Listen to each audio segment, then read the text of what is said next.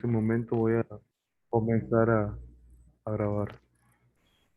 Del equipo de trabajo de la SOE La Orca de producción y comité ejecutivo, damos la bienvenida a don José Luis Tapia Rocha, quien ha tenido esa gentileza de atendernos en esta ocasión, por lo cual le damos nuestro más sentido agradecimiento. Por consiguiente, su perfil es vastuoso, sumamente amplio y múltiple, pero vamos a esbozar aspectos vitales. Es pertinente abordar que don José Luis es cofundador y presidente ejecutivo del Instituto de Libre Empresa, presidente del Centro de Liberalismo Clásico, vicepresidente por nuestro país del Foro Liberal de América Latina. Su experiencia en el sector estatal eh, ha significado que ha sido asesor económico del despacho del viceministro de Integración y Negociaciones Comerciales Internacionales. Don José Luis, a su vez, ha dictado conferencias y seminarios.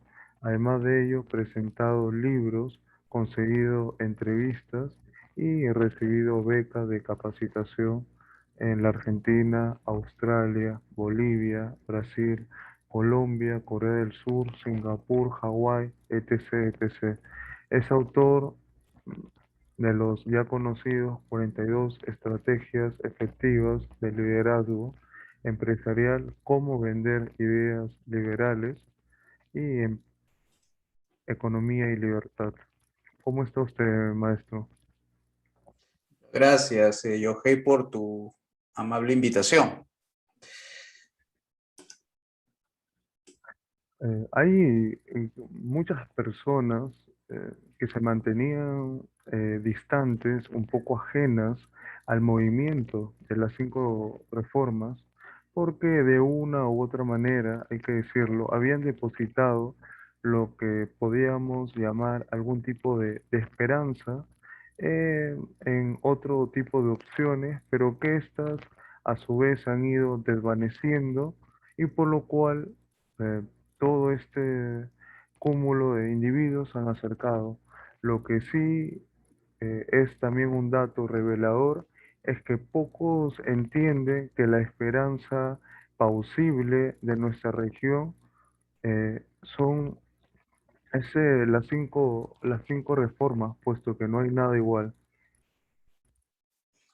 Así es como tú dices, y todavía continúa, Yohei, las resistencias que a veces se entiende de manera natural y otras incomprensibles, porque a pesar de las evidencias del fracaso del modelo sistema que nosotros le llamamos al actual régimen político y económico, tienen y mantienen sus esperanzas de que esta situación se vaya a arreglar por factores más personales que por cambio de regla de juego.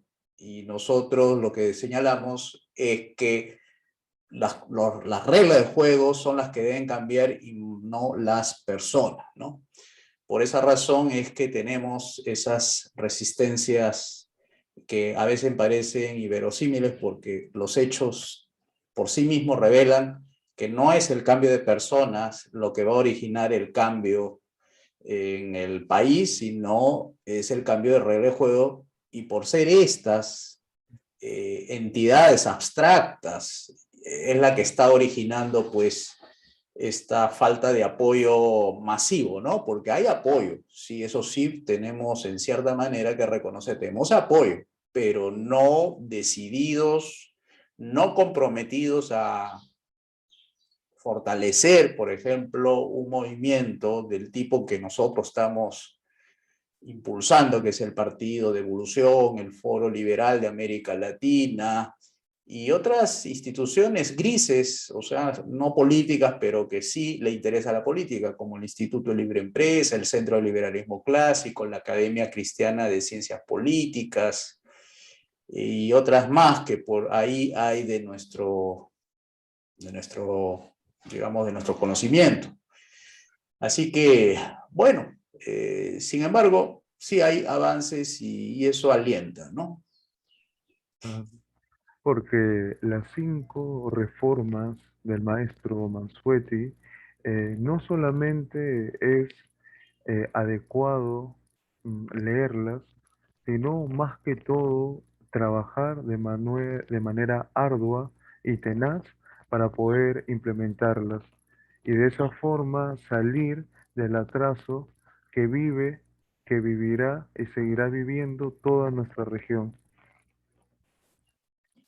Así es, nosotros le reconocemos el liderazgo intelectual del profesor Alberto Mansueti. Yo soy un discípulo nada más dentro del movimiento.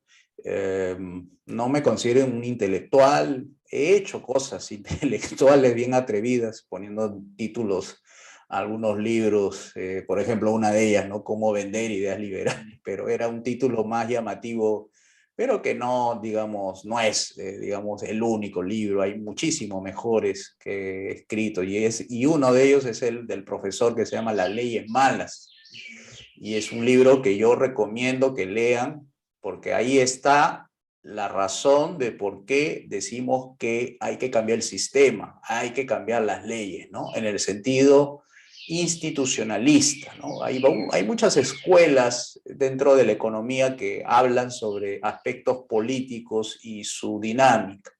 Esto lo pueden leer en los libros de Douglas North, que es Premio Nobel de Economía en 1993, y te enseña el profesor North que un cambio de regla de juego genera incentivos diferentes para que el comportamiento A se convierta en comportamiento B.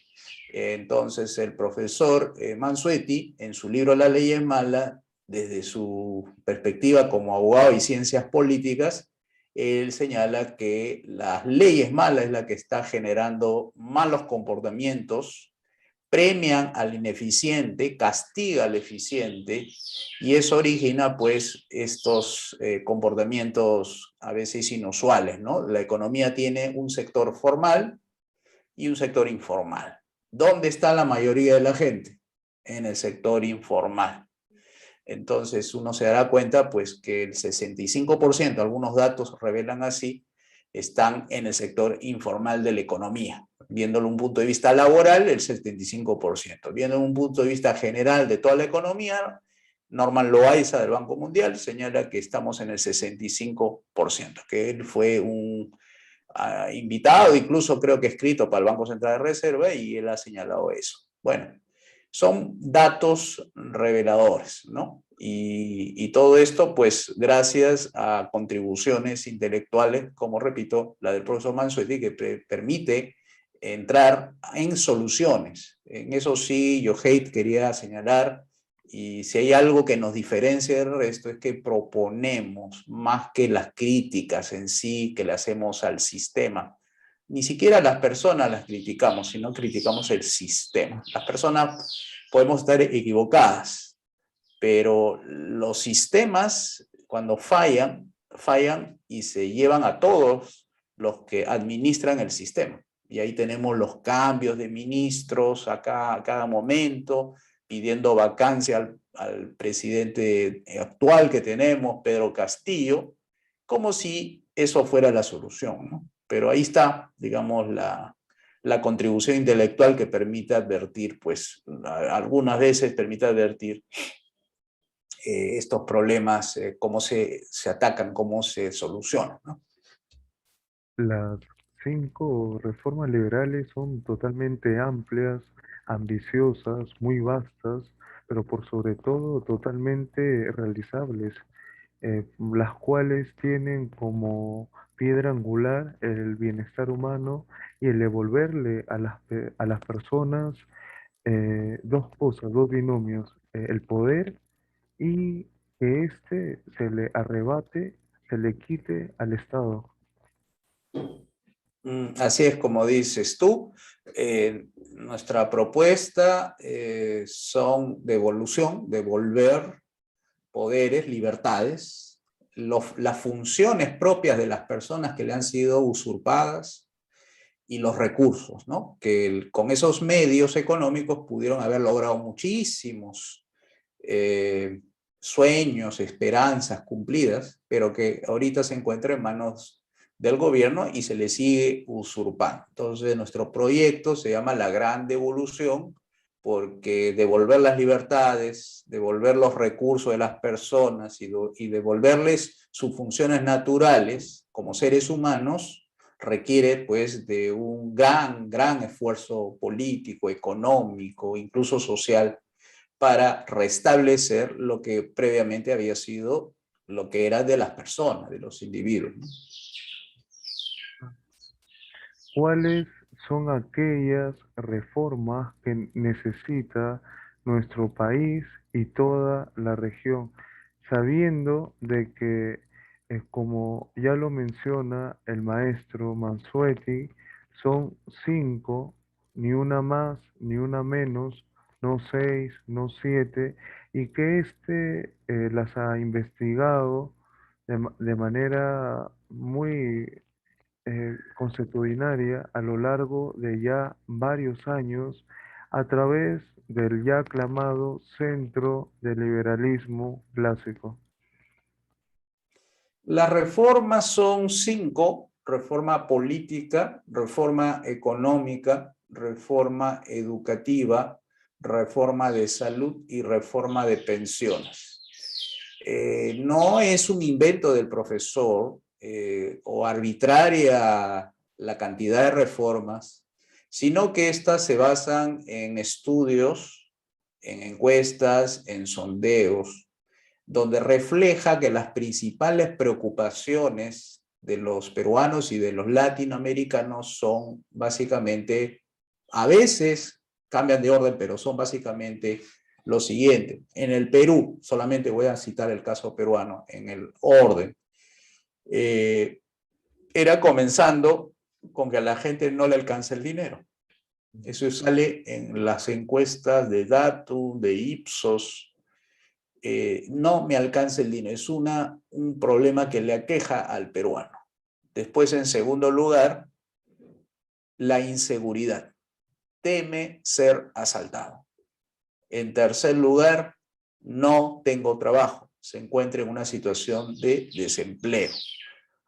Cuarto problema es la falta de acceso a la salud, una salud privada o pagada por la persona.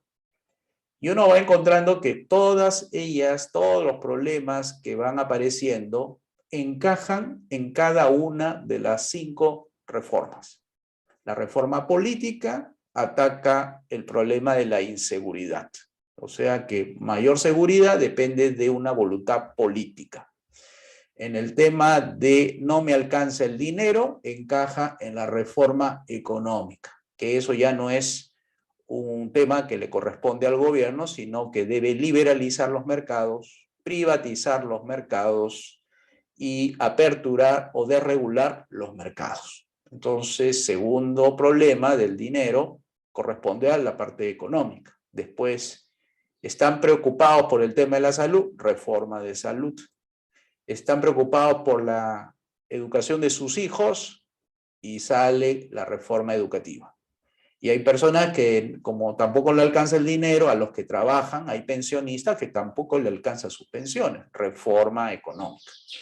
Entonces, uno ve que esas cinco reformas son correspondientes a una coyuntura y también a una estructura que se va reflejando a través de los años, porque esta encuesta que primeramente se hizo fue del año 2005.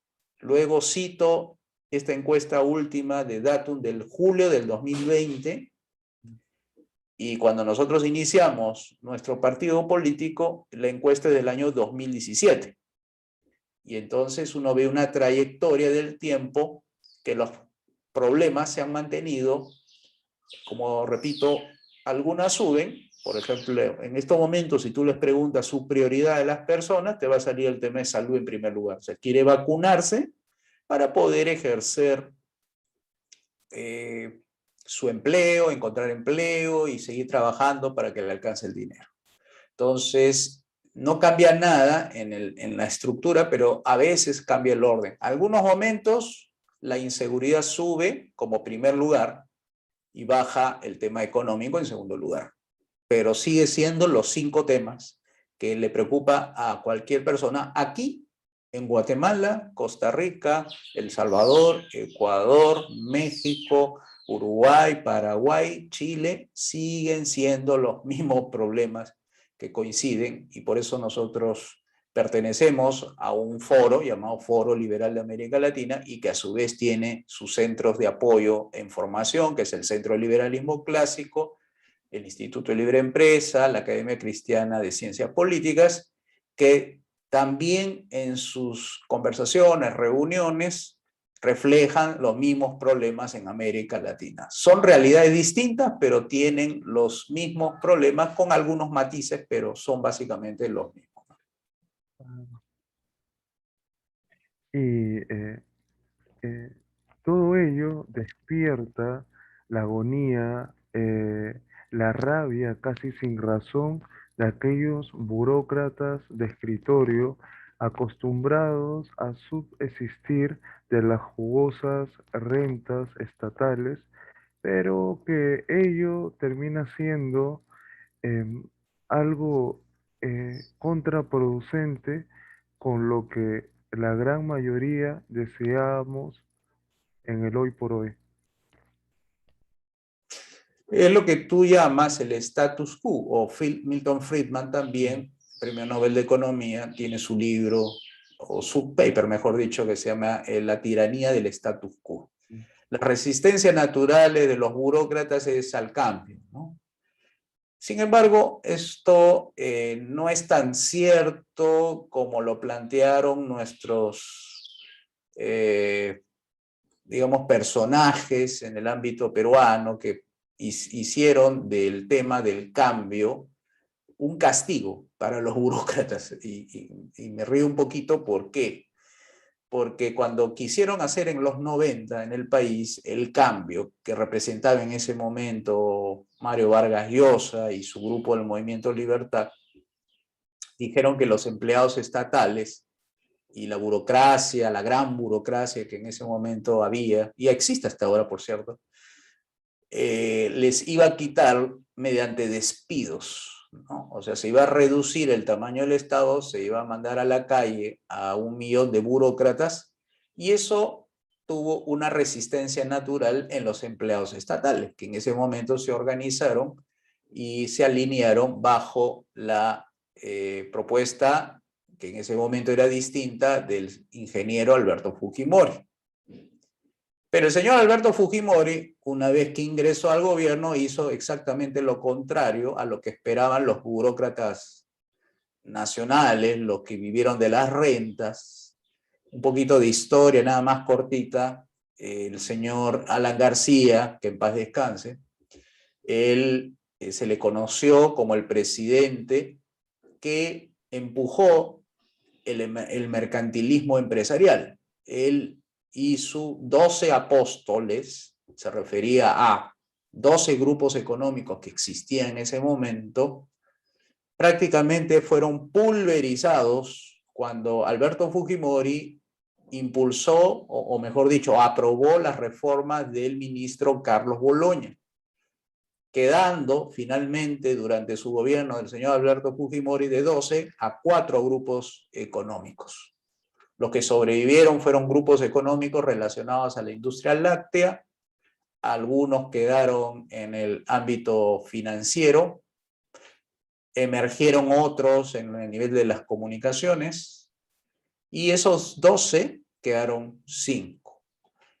Entonces, se puede decir que las reformas que uno plantea hacen cambios estructurales, o sea, cambia el componente económico, resaltando los que tienen ventajas naturales, y destituye del trono de la renta económica a aquellos que no demuestran eficiencia, buen trato a las personas, precios bajos, en el caso que se implementara las 5 reformas.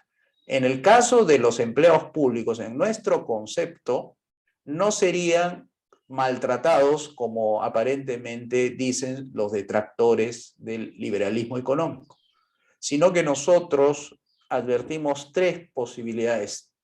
Una es un grupo de personas, de los empleados estatales, que van a encontrar trabajo de manera inmediata y con altas rentas económicas en el mercado libre. Otro grupo de personas van a ser reasignadas pasando de los actuales sectores económicos, por ejemplo, representados en los ministerios, que puede ser educación, salud, trabajo, energía y minas, que son actividades económicas que van a ser sustituidas por el mercado libre y serán asignados o reasignados a las tareas propias de un Estado del tipo liberal clásico, que es reforzar la seguridad, reforzar la justicia, reformar y reforzar, por si acaso, las dos cosas. Reformar lo que está mal logrado, hay que reformarlo para que funcione bien, que es el caso de la justicia, la seguridad y las obras públicas, para que esos empleados, ese segundo grupo, encajen dentro de las funciones. O sea, lo que ahorita hay de poco de funcionamiento en justicia, en seguridad, como actividades esenciales de un Estado limitado, serán reformados y reasignados. Entonces, otro grupo muy grande irá a esos tres funciones que tiene el Estado. Y un remanente, un tercero, que pensamos que van a ser pocos, pero va a haber, son aquellos que no encajan ni en el primer grupo, o sea, no encuentran trabajo en el sector del mercado libre, cualquier sector del mercado libre, no encajan en la reasignación, porque de repente no se sienten cómodos, porque pasar del Ministerio de Trabajo a pasar al Ministerio de Justicia o pasar a el tema de seguridad, de repente no quieren, no se le puede obligar tampoco a las personas. Entonces, nosotros estamos proponiendo de manera temporal mandarlos a sus casas con sus familias y con sus sueldos actuales. Es una medida política, pero es una medida, al menos, que va a aliviar las trabas actuales que no permiten que las personas se desarrollen y sean ricas de manera natural. Esas personas se le dará un plazo de 1 año, digo de manera arbitraria, no estoy tampoco siendo científico en los meses que debe quedarse una persona en su condición de jubilación anticipada, pero que se le dará un tiempo prudente como para que lo piense durante ese periodo en entrar al sector privado, en adecuarse al sector privado y gane más de lo que estaba ganando en el sector estatal.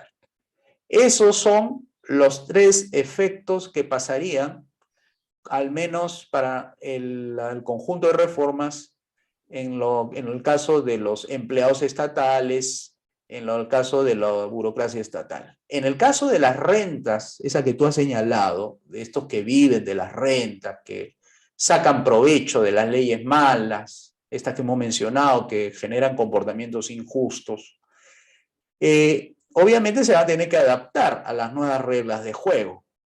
Por ejemplo, en estos momentos hay mucha renta económica en el caso de los sectores lácteos, por ejemplo. Son 2 o 3 empresas, Laibe, Gloria y Nestlé, que prácticamente son oligopsonistas, es decir, son 3 compradores, 3 nada más, que compran la producción nacional de leche en todo el Perú.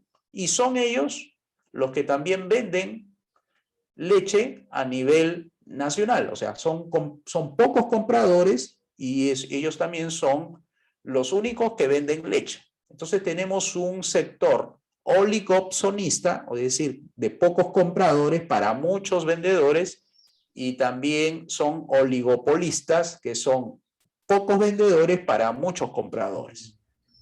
Eso se rompería, esas altas rentas económicas de estos 3 grupos económicos, con un mercado libre.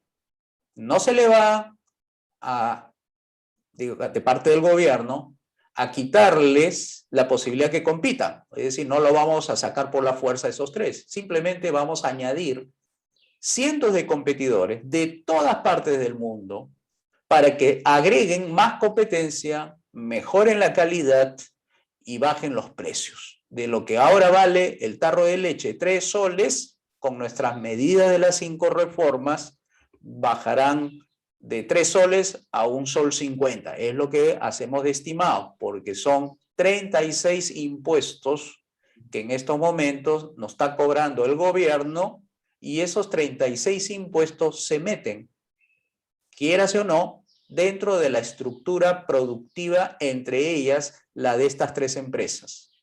Cobran 3 soles porque mucho del componente fuera de la fábrica son impuestos. Y también dentro de la fábrica hay impuestos. O sea, estamos hablando de una estructura de mercado que no responde, y por esa razón es que son 3 y son además muy caros los productos, porque tiene, además de ineficiencias económicas, también tiene impuestos.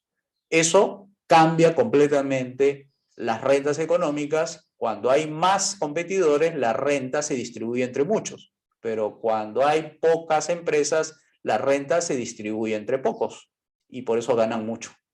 Pocos ganan mucho, y nuestra propuesta es que muchos también ganen mucho, y eso es porque el mercado será libre, ¿no? Ah, eh, para algunos, todo ello puede significar algo radical, pero es bueno decirles que la única manera, la única forma de librarnos del estatismo de su hijo bastardo, que es el neomercantilismo, y de su hijo ilegítimo, como es el socialismo. Como bien ya nos lo comentó el doctor, aquellos empleados públicos que son eficientes, que los hay, no tienen absolutamente nada que temer. Aquellos que sí deben temer son los empleados que reciben su cheque mensual sin hacer absolutamente nada productivo dentro de las entidades estatales. Por ello, es muy propio lo que nos ha comentado el doctor. Queríamos, si es que usted nos lo permite, eh, el liberalismo clásico eh, tiene de por sí dos grandes marcas que hasta podríamos decirlo que conforma eh, la, su- la franquicia de ustedes, las cuales representan las 5 reformas y la gran devolución, por lo que la sapiencia y esa característica especial lo caracteriza. Hay en sí, en toda la región, casi un silencio cómplice a fin de que la politiquería estatista, en teoría para ellos, menos mala reine.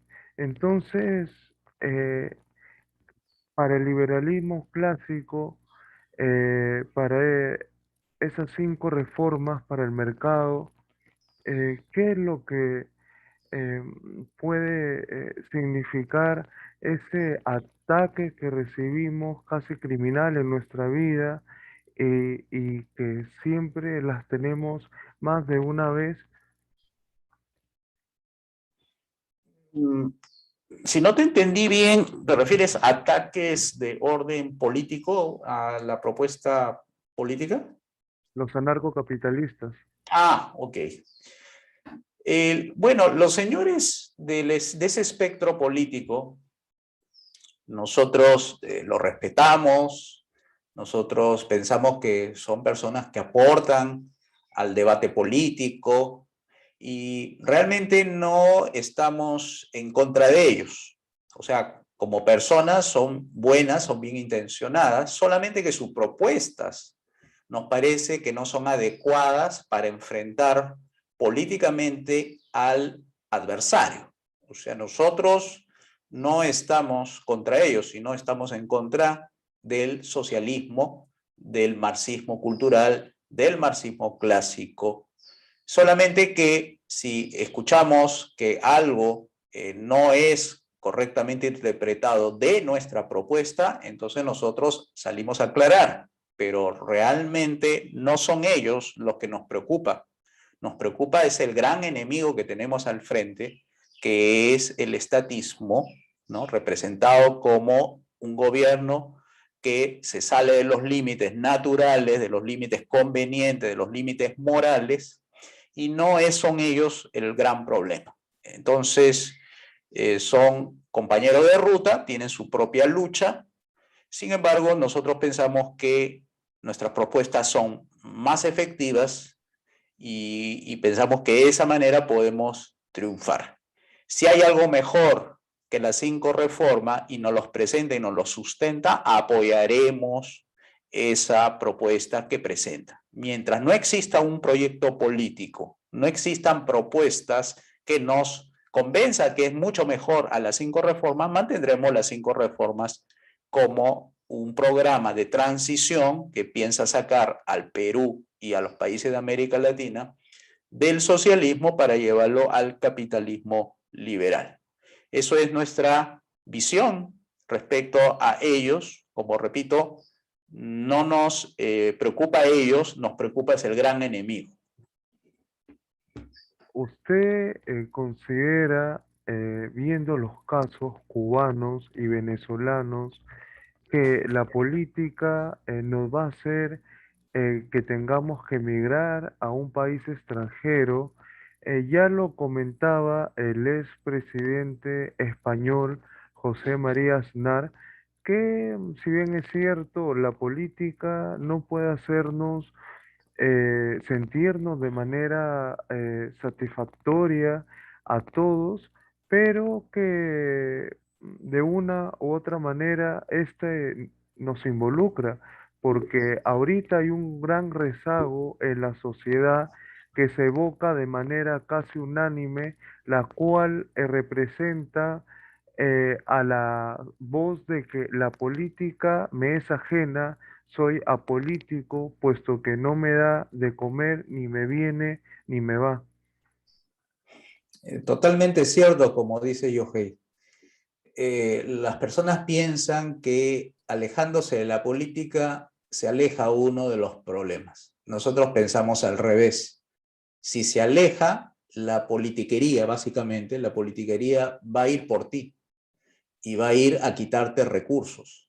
Va a ir por ti quitándote libertades. Te va a perseguir por quedarse con tus propiedades, con tus sueños y con tu futuro. Y si no haces algo, va a ser bien tarde, porque una vez que la politiquería te alcanza, sea a través de impuestos, sea a través de regulaciones, sea a través de tiranía, sea a través de dictadura, ya no vas a poder hacer nada, porque una vez instalado la maquinaria tiránica del socialismo, ya revertirlo va a costar.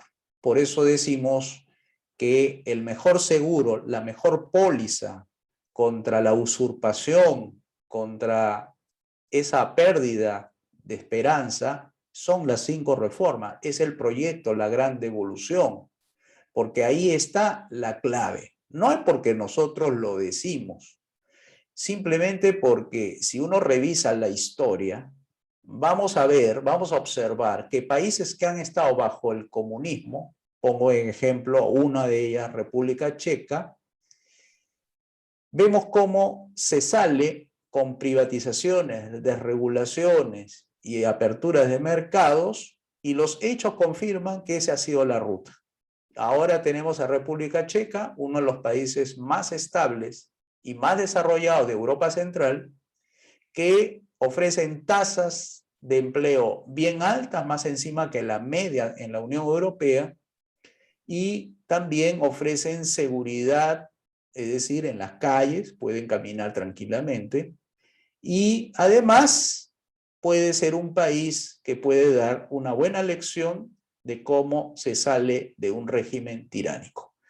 Es decir, lo que queremos plantearle al pueblo peruano es que para salir del socialismo no hay que hacer magia, simplemente se tiene que organizar un partido como lo hizo el partido o la revolución del terciopelo, que fue una confluencia de partidos de derecha, socialdemócratas, para sacar en ese momento al comunismo del poder de manera negociada, sin derramamiento de sangre. Y eso es lo que tenemos que hacer en el caso peruano. Tenemos al comunismo que recién ha comenzado y podemos negociar la salida del comunismo en sus términos de una derrota política sin tener que mandarlos a la cárcel al señor Pedro Castillo, al señor Guido Bedillido y sus ministros, si es que se comprueba que han faltado a la verdad y que son parte de una banda criminal, se le puede ofrecer una salida honorable para que salgan del poder sin derramar sangre y que lo hagan y que lo hacemos esta salida negociada no por ellos, sino por el país. Entonces, esa suerte de tener estas 5 reformas es una herramienta política para ganarle al socialismo, porque una vez que demuestras que eso existe, que existe evidencias y que existe países que ya han pasado por lo mismo y el Perú recién va a entrar, es, creo, una garantía de que estamos hablando seriamente sobre algo que estamos proponiendo y no son, como digo, pensamientos mágicos, sino son propuestas, hechos que han dado la razón y le han dado la prosperidad a muchos países. Y eso es lo que queremos para el Perú, ¿no? Eh, Muchos llaman capitalismo, pero en lo personal no es para nosotros eh, una disonimia muy grata, puesto que los marxistas le colocaron ese rótulo en el argot peruano, en el gentilicio de nuestro país, esa chapa al sistema de libertad en la economía, que resulta como una concatenación natural, inherente a la condición humana de aplicar ese modelo en nuestro país. Ya eh, para los que somos cristianos, este texto tan fundamental como es el Nuevo Testamento ya nos coloca, ya nos pone en la palestra lo que significa, ha significado y significará esta expansión reiterada, esta expansión propia de lo que se puede denominar como reino de Dios, que es también para este mundo, aunque no viene de este mundo, puesto que desde la figura de Cristo vemos que este no es solamente la solución en sí mismo, sino la provisión de lo que es eh, el pecado del ser humano. Así es. Nosotros, cuando planteamos las 5 reformas a un sector que le vamos a llamar cristiano, y la experiencia, por lo menos de muchos de nosotros, es que compatibilizamos con su cosmovisión cristiana. Cuando hablamos del ahorro, del trabajo, del gobierno limitado, estamos como haciéndole recordar que hay pasajes de la Biblia, que hay aspectos de la Biblia que son coincidentes con este modelo propuesto político de programa de las 5 reformas y del proyecto La Gran Devolución. Porque lo que estamos haciendo es básicamente para ellos es traer el reino de Dios, que no solamente es para los cielos, sino también para la tierra. Es decir, dentro, creo, de una oración muy clásica, habla en la oración de que el reino de Dios venga a nosotros. Entonces estamos deseando que el reino de Dios, el reino de la verdad, ¿no es cierto? El reino de la paz, el reino del amor se instale en la tierra. Y estamos justamente en esa tarea, porque lo que tú has dicho, sobre el capitalismo, que no es otra cosa que el, como lo llamó Adam Smith, el sistema armónico de los intereses, es para evitar justamente que las personas desvíen su atención de lo que naturalmente debe ver, que hay un ser, un creador, un Dios, a mirar, que es lo que ocurre ahora, a mirar a la persona que la que gobierna. Es decir, a los reyes que se refería en los libros de reyes del Antiguo Testamento y a los reyes que vemos, a los emperadores, que en el Nuevo Testamento se convierten en déspotas. Entonces, lo que queremos sacar es esa carga negativa que tienen los gobiernos cuando se expanden, cuando se salen en sus límites, para justamente devolverle los niveles mínimos pero aceptables, y el hombre, como ser humano, vuelque su mirada a Dios y no esté mirando al gobierno como una fuente inagotable de recursos y esperanzas, sino que queremos que sea el propio espíritu humano el que vuelque su mirada a Dios sin tener que pasar por los medios seculares para lograr esa ambición de ser hombres mejores y virtuosos, de hacer gente de bien, porque las personas que hacen el bien tienen que hacer el bien el 100% de su tiempo, y solamente a los malos le basta 1% de su maldad para que sean malos, ¿no? A nosotros se nos exige ser personas buenas el 100% de nuestro tiempo, ¿no? Entonces, algo de eso estamos ofreciendo, porque es un producto político, no para encumbrar a los que empujamos a la política y hacernos un señorío sobre los seres humanos, sino más bien es minimizar nuestro poder, minimizar como políticos y hacer que la gente, las personas, sean ellas la protagonista de su historia y sean ellas la que lleven su espíritu, su alma, sus acciones y sus virtudes hacia lo que Dios puso en la tierra como misión, el amor, la paz, la sinceridad, la verdad, la realidad y todo eso, ¿no? Ah, por consiguiente, nosotros podemos decir de ese orden natural, de que ese orden natural se desprende por la naturaleza misma de que aquellos, eh, por así decirlo, órganos del cuerpo, siempre, haciendo una analogía, cumplen sus funciones de manera espontánea, de manera eh, natural, sin forzar, y por consiguiente también tenemos que hacer la relación con lo que es el estatismo, el cual no termina siendo más allá que una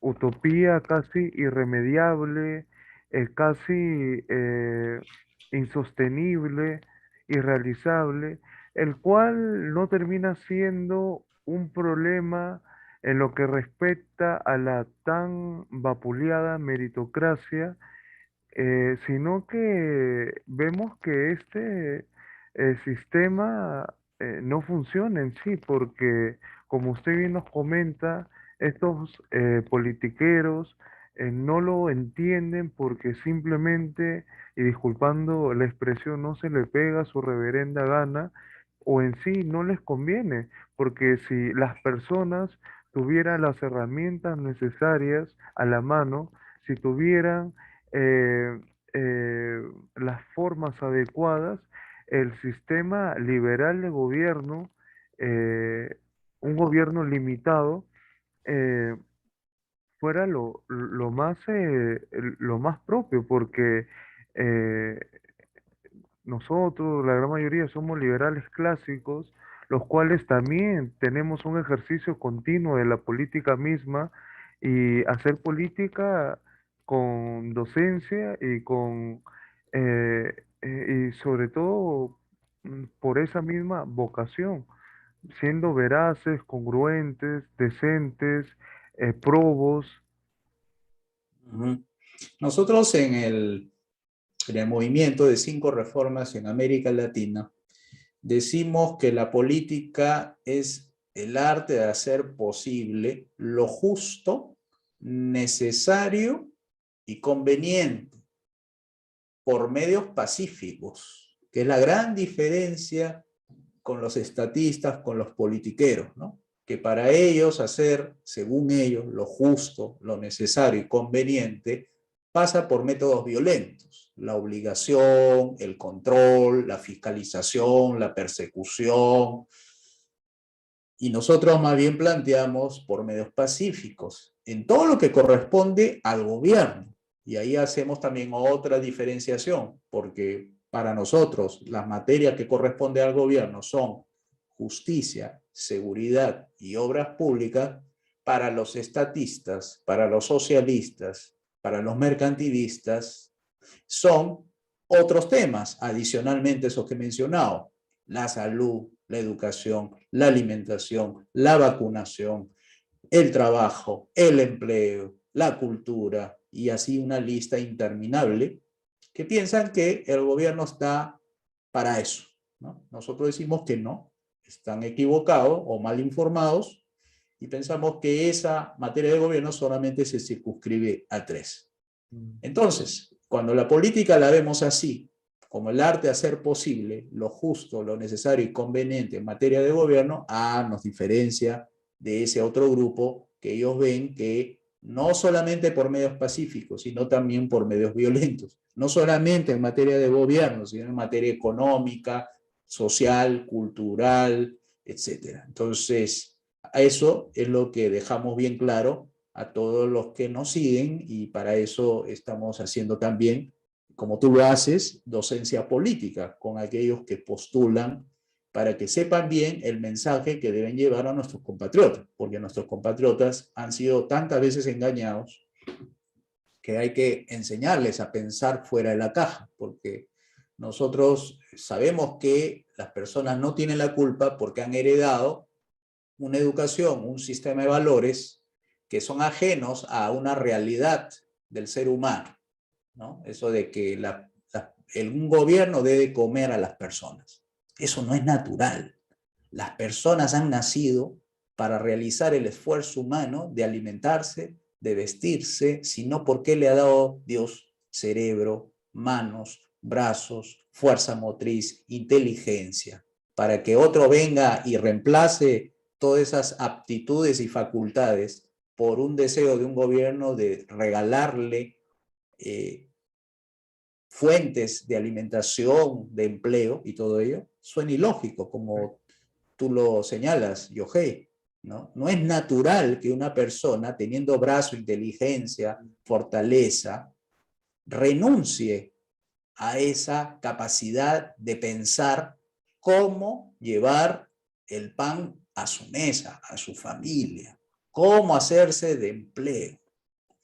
Ciertamente que no todo pues es fácil, ¿no? Pero tampoco lo que hace el gobierno cumple con lo que promete. Tampoco le da empleo, porque para dar empleo al gobierno tiene que destruir lo que hay dentro del sector privado. Entre ellos vamos a decir los impuestos. Los impuestos destruyen oportunidades en el sector privado, de más consumo, más inversión, más capital, más herramientas tecnológicas, porque todo se va en pagar impuestos. Las regulaciones, los controles, las fiscalizaciones también son líneas entrabantes, líneas políticas del gobierno que entraban, o sea, no permiten que el potencial creativo, expositivo, motriz de las personas pueda lograr hacerse de esos recursos, entre ellos la alimentación, que debe correr por cuenta de cada ser humano, y no que el gobierno tenga que crear programas sociales para atender con alimentos, con vestido, con compras incluso a las pymes.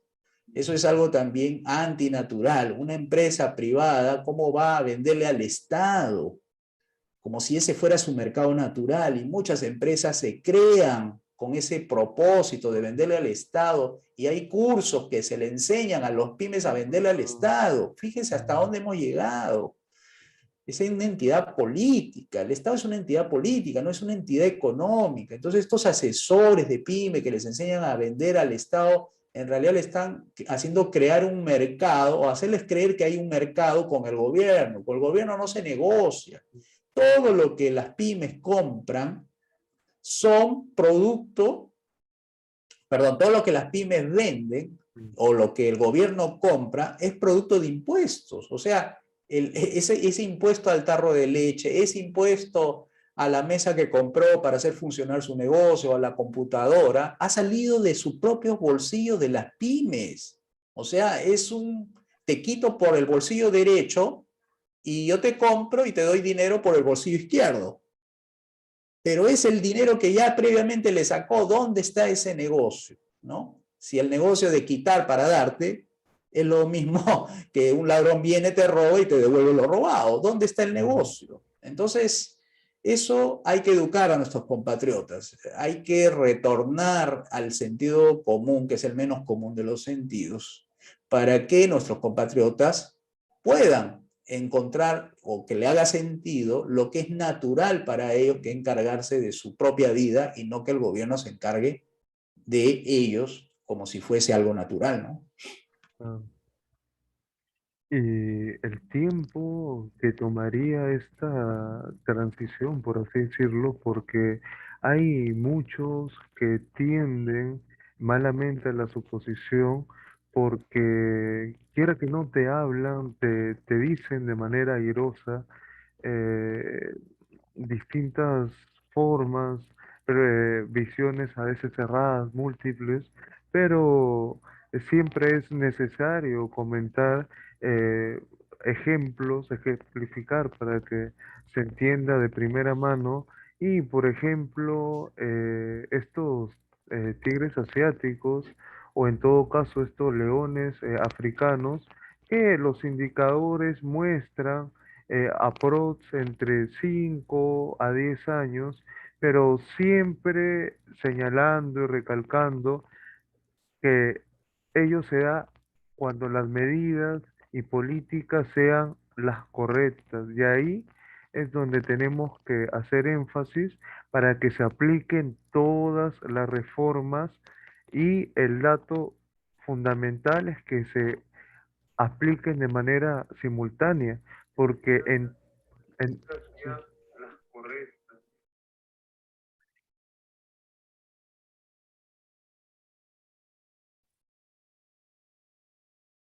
¿me escucha? Sí, sí, por Ah, supuesto, te ya, escucho, Jeffrey, claro, sí. porque en los países donde las reformas aportaron beneficios tangibles, concretos, ello fue conexo a las ventajas para su mismo pueblo, y que el mismo pueblo, el ciudadano de a pie, aquella señora que no tiene servicios higiénicos y está quizás como llamamos acá, una barriada, en un asentamiento humano, las puede aprovechar, y ello se logra cuando se vence con éxito esas eh, eh, fuerzas resilientes. Ujú.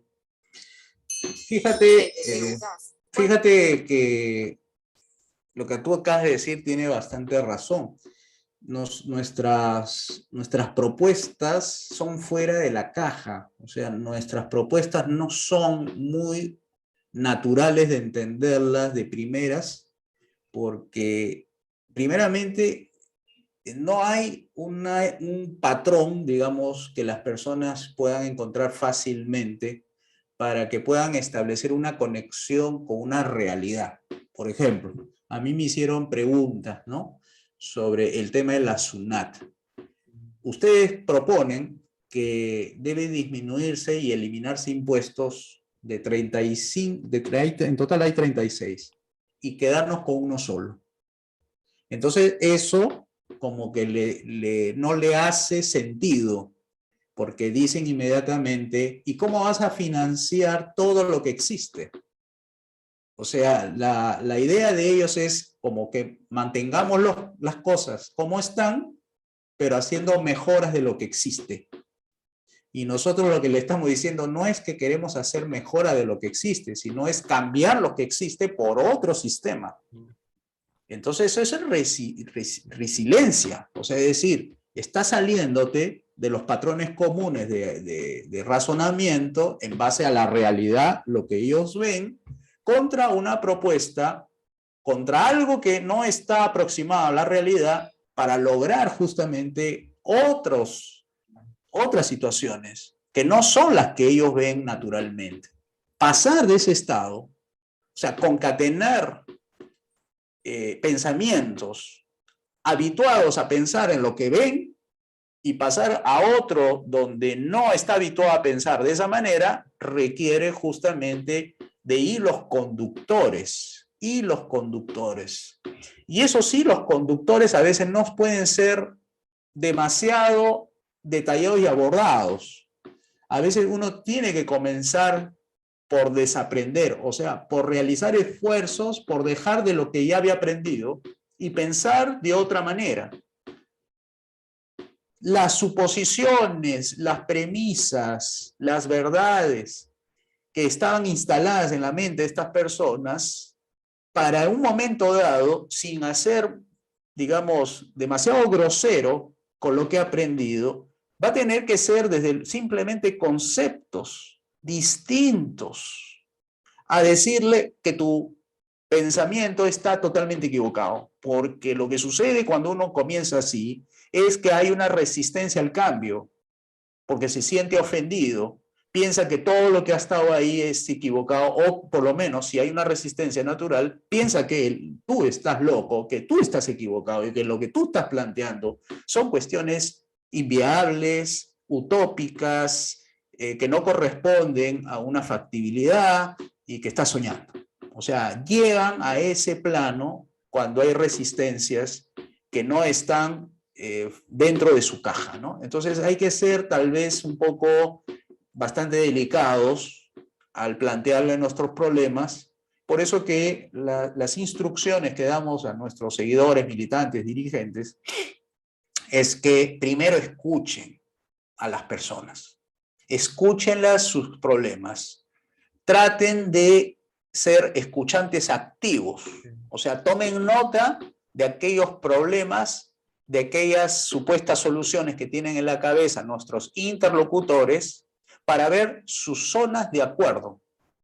O sea, las zonas de acuerdo es el primer paso para instalar el nuevo pensamiento, el liberal clásico, para que podamos llevarlo, acompañarlo en un proceso de desaprendizaje, aprendizaje, e instalar de a poco conceptos, teorías, realidades de otros países, de otras circunstancias, para que vayan tomando nota de la propuesta, ¿no? Entonces no es muy fácil, por eso que demora, tenemos ya cerca de 3 años en esto, y yo más personalmente ando como más de 20 años con este tema, y así es. Tenemos que esperar que nuestros compatriotas y descubrir a otros compatriotas que son más rápidos en el aprendizaje y que quieran apoyar y que quieran ser docentes, ser pedagogos y que puedan tener esa técnica y esa habilidad de sacarlos de la caja, ¿no? De ser resilientes, ¿no? Ah, porque hay muchos que eh, sueltan las cartas en la mesa y, y dicen a viva voz, ¿cómo va a ser posible que las recetas sean las mismas para eh, todos los países? Y cada país tiene su propia idiosincrasia, su propio sentimiento, cada persona es distintamente en forma, en modo a otra, pero lo que a veces no se comprende, a veces se deja de lado es que los males prácticamente son los mismos. O sea, Guatemala, eh, El Salvador, Punta del Este en Uruguay, en Rodríguez Mendoza en Chachapoyas, Córdoba en la Argentina, porque el Estado lamentablemente acapara funciones de sobremanera, porque su gasto en sí se hace en el corto y mediano plazo insostenible, pero por sobre todo, y ahí está la palabrita fundamental, deficitario. Entonces, ahorita también podemos encontrar hasta en nuestro país quizás qué sé yo, que se va a imprimir billetes de manera indiscriminada, se va a decretar demasiados impuestos o, o ya como lo encontramos con el régimen del nefasto Vizcarra, una endeuda irresponsable. Y para Ujú. colmo, eh, en el hoy por hoy, hasta con el expresidente Sagasti, se dictan leyes, reglamentos totalmente contraproducentes y son como pataletas de un niño de 10 años en un centro comercial porque le compres el muñeco que vio en la publicidad. Y todo eso para la actividad privada, asumiendo que la causa de absolutamente todos nuestros males son las personas en particular. Entonces, para esconder, para colocarlo debajo de la alfombra, como decimos en el argot peruano, la verdad que es una sola, los embusteros, estos cazadores simplemente tiran populismo, demagogia, y vemos que las políticas que van aplicando pueden variar en nombres, en siglas, pero termina siendo totalmente lo mismo de siempre. Eh, Hay pues un diagnóstico, creo, de algunos psicoanalistas, psicólogos, que señalan que a veces los comportamientos de los adultos en materia política suelen ser como de los niños, ¿no? Tú bien lo has señalado, Yohei, que a pesar de las evidencias, a pesar de lo malo que significa subir impuestos o atacar al sector privado como si fuese la fuente de todos los males, la reacción ni siquiera es la reflexión, sino es una acción violenta. Toman las carreteras, toman las fábricas, apedrean los autos, queman llantas, o sea, hacen el pataleo de un niño que inconforme con la realidad, con la equivocación, con el castigo que a veces sucede cuando los padres tratan de corregir, tiran los muñecos, patalean, se tiran al piso. En cuestión de la edad, uno ve pues las reacciones violentas, ¿no? Entonces se comportan como niños siendo adultos, ¿no? No reflexionan. Y cuando están, por ejemplo, gobernantes haciendo politiquería, rompe todo también, todo molde de la civilidad, de la sensatez, cuando el presidente Sagasti, ¿no? Diciendo de que está muy mal que los privados se vacunen primero, que no respetan la cronología, el cronograma del gobierno, que eso no lo va a permitir, que no va a permitir que los privados sean primeros, etcétera. Eso fue muy decepcionante para las personas, muchos de nosotros, ¿no? Ver que un presidente diga que cualquier persona que se vacune primero es malo, inmoral, tildándolo de irresponsables incluso, que hay que esperar y todo eso, ¿no? Entonces, fíjate la degradación intelectual a que nos llevan los gobernantes cuando son líderes, ¿no? Que llevan a ese pensamiento de estar condenando que las personas que se quieran salvar su vida, se la tenga que condenar a que su vida tenga que esperar, ¿no? Que tenga que hacer cola a su vida, ¿no?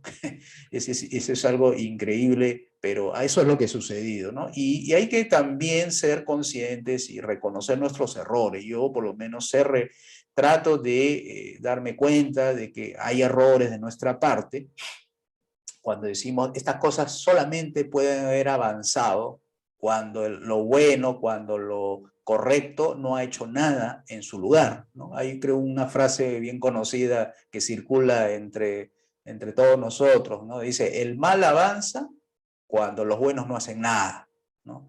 Entonces, eso es parte de nuestra responsabilidad. Entonces, para resarcir ese daño ya que nos han infligido durante décadas, desde Velasco, para ser más claros, tenemos que hacer algo al respecto, ¿no? Por lo menos si ya tienes en una edad que te has dado cuenta, por lo menos dar tu granito de arena para evitar que entremos a la barbarie, ¿no? Que entremos a esos situaciones de incomprensión, que no puede ser posible que nos mientan en nuestras caras, como ahora los congresistas de Perú Libre nos ponen un proyecto de ley para el control de precios, ¿no? En situación de desabastecimiento, de escasez. Y a pesar de que las evidencias hemos visto que los controles justamente es lo que va a aumentar más la escasez, más el sufrimiento a la madre familia y que tengamos que hacer cola, y no solamente los que compran, sino los familiares de los que compran para poder obtener una ración, es justamente los controles de precios, ¿no? Es por eso que esa falta de docencia que tú señalabas al comienzo, yo que la pedagogía es lo que pues lleva a estos pensamientos mágicos, ¿no? De que las cosas se resuelven por un decreto ley, por un proyecto de ley y todas esas cosas que las leyes malas nos suelen pasar la factura, ¿no? Entonces, ojalá que no prospere estas iniciativas porque ya hemos tenido bastante, ¿no? Hemos tenido décadas, y hey, no es un tema de un año, ha sido décadas, o sea, los que somos mayores de 40 podemos dar testimonio de eso, pero los jóvenes, como tú, Yohei, que te has dado cuenta felizmente de todos estos temas, a esos jóvenes que tienen 18, que no han vivido los 80 ni los 90, ellos deben ser los primeros informados, porque son votantes, son los que votan a favor o en contra de determinadas medidas, que deben estar informados y que deben revisar bien su historia económica, política, para no repetir lo que sus antepasados hicieron, permitieron en estos temas, ¿no?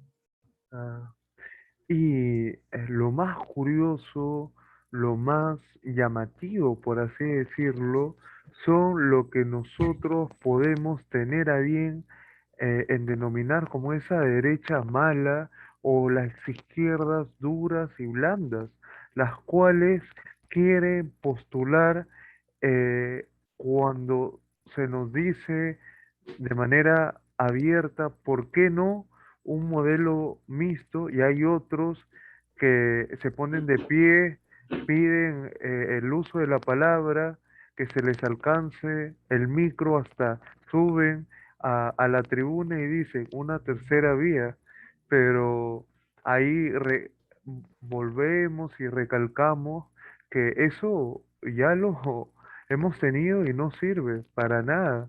Es como se dice una caniquita al aire. O sea, tenemos gobiernos sin límites, intervencionistas en cada una de las áreas de nuestra vida que reparten privilegios a todos los grupos de intereses a diestra y siniestra, y acá no pasó nada. Si los intereses, en verdad, como ya lo hemos recalcado, son tanto ese binomio pertinente entre empresariales, económicos, eso es lo que tenemos que sacar a luz.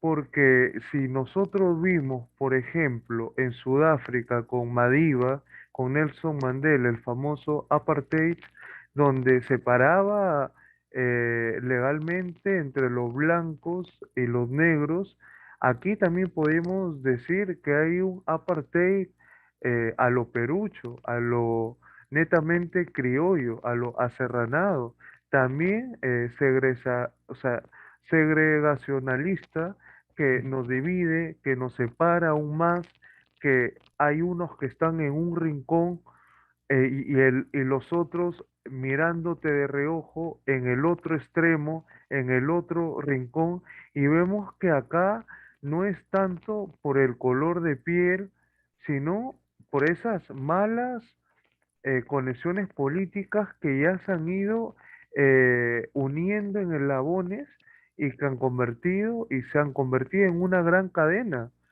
Entonces, ese estatus de la sociedad de sociedad de dos pisos, vemos que siempre se va a querer mantener.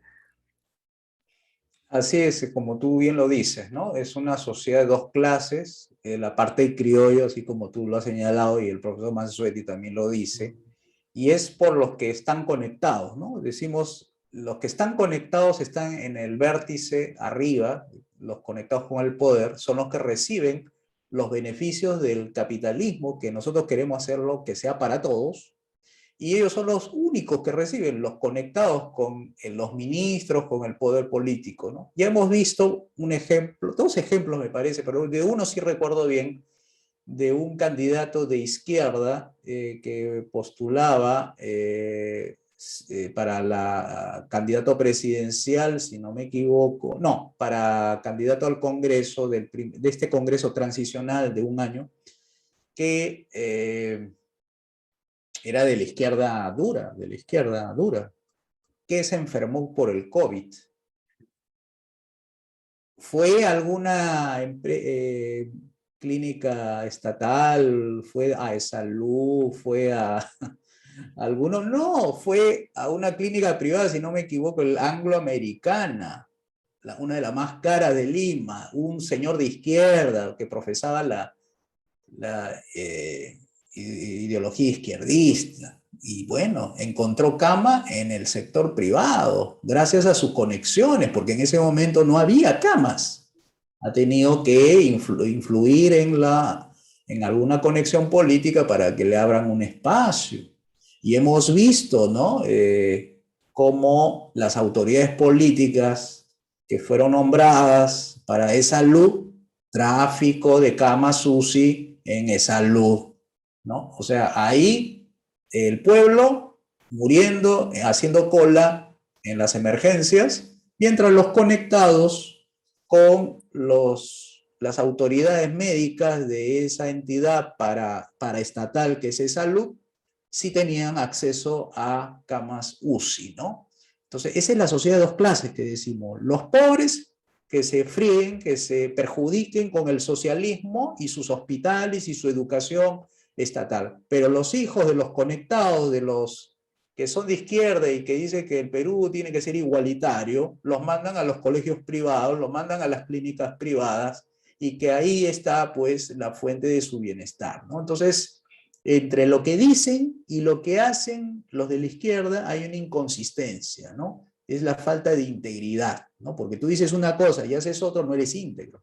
Simplemente estás haciendo retórica en un momento dado. Entonces, esa sociedad de dos pisos está formada por ese mercantilismo que tú lo has señalado, es el binomio entre lo económico y lo empresarial. Ahora, ¿cómo es que se beneficia lo empresarial de lo económico? Es cuando el Estado interviene en lo económico.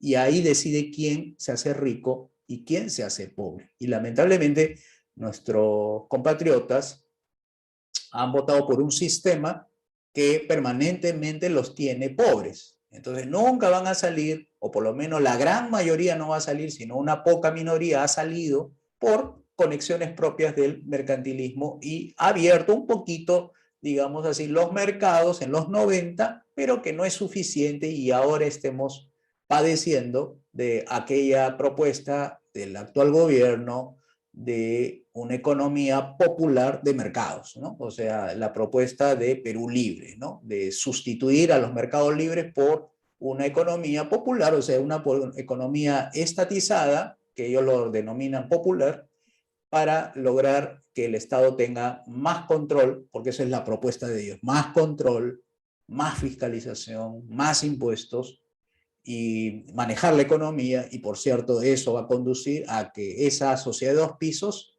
se abra más la brecha entre los ricos y los pobres, ¿no? Y eso es que hay que informar a nuestros compatriotas, ¿no? Sobre todo que acá se ha trabajado de primera mano con tanto encuestas de opinión, con una metodología científica, una metodología de corte científico que no solamente ha indagado o se ha inmiscuido en los problemas reales, sino que ha ido más allá porque aquellas necesidades de la población las conoce, no son esos simples eh, misceláneas que hacen estos politiqueros que exhiben los candidatos en las campañas. Ahorita ya nos está respirando de la nuca gobierno regional y alcaldía y ellos al final van a mostrarse soberbios diciendo vamos ganando, tenemos ya prácticamente a uno o a dos dedos de entrar cuando estos seres, discúlpeme la palabra, estos engendros estatistas ganan, nosotros, el pueblo, lamentablemente, como usted ya lo mencionó, callamos casi de manera perjuiciosa.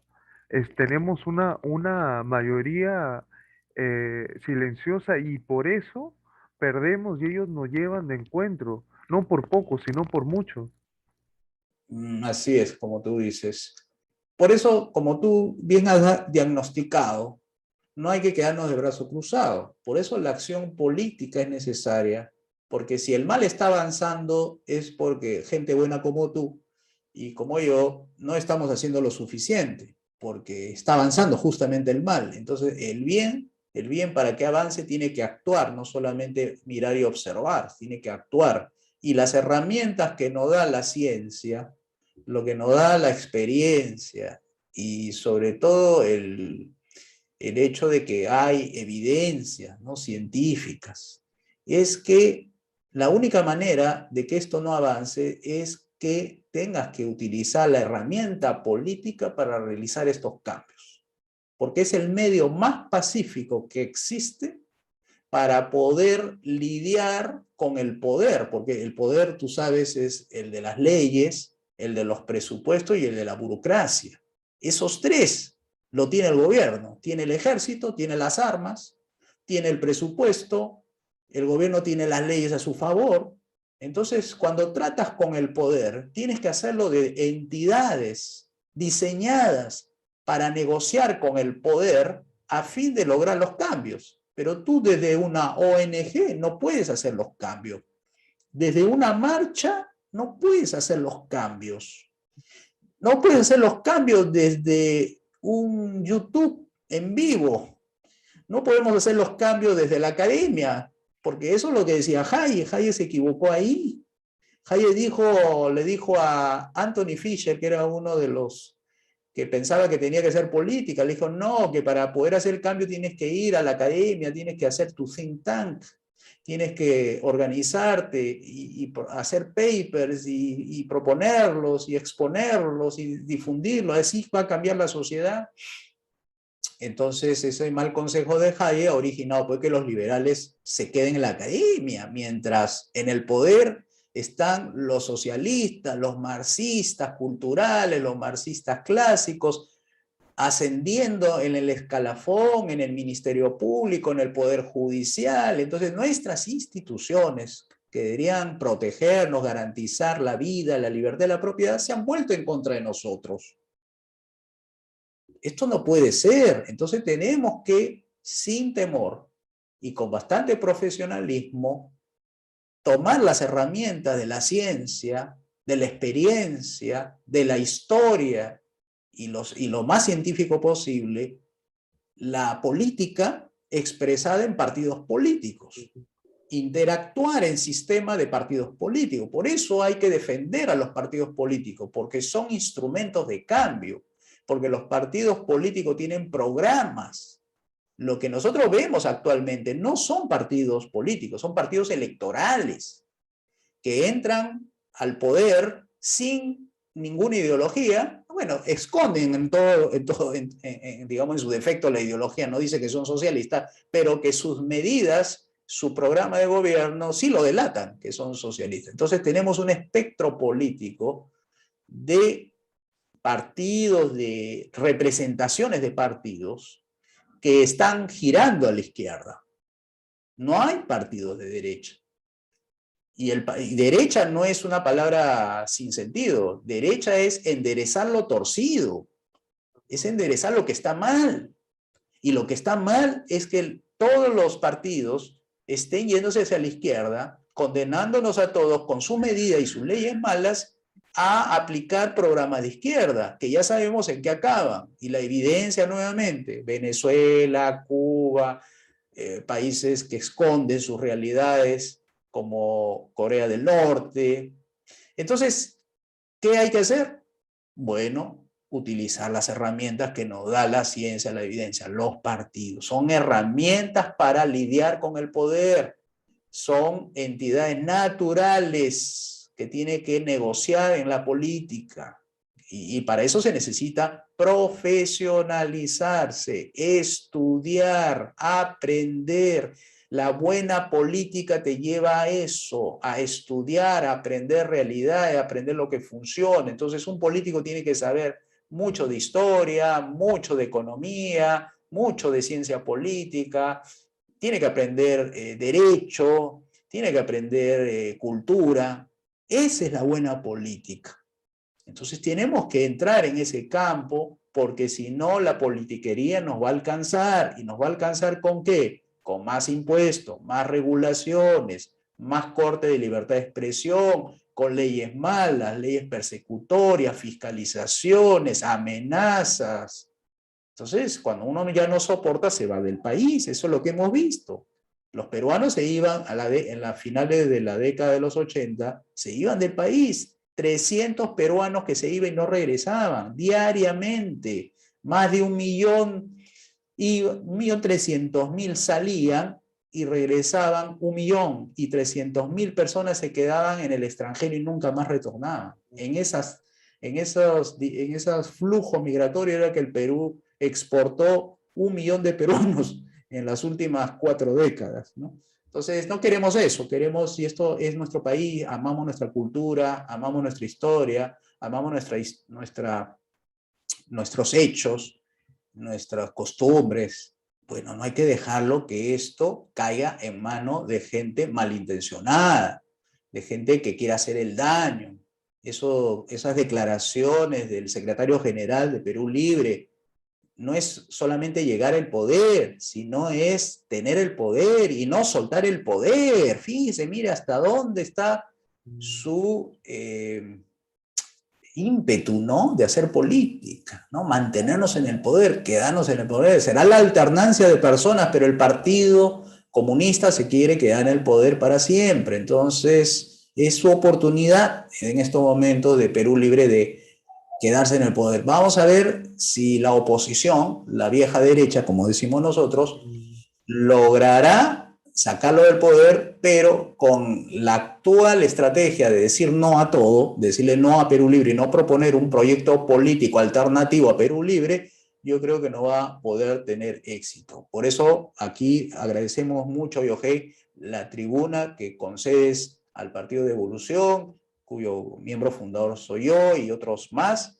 de poder exponer que las 5 reformas es el camino de salida del socialismo y hay que pedir la renuncia del señor Pedro Castillo, darle una salida honorable a su partido para que no consiga perpetuarse en el poder y siga haciendo daño sus medidas de corte político, económico, y que vaya a seguir siendo daño, porque ya tú sabes, como el resto de los peruanos, los precios de las cosas, de los productos de primera necesidad están subiendo y va a seguir subiendo porque el dólar sigue subiendo y los capitales se van a ir retirando y eso significa menos empleo y eso significa menos oportunidades de negocio, no significa mejora, significa retroceso.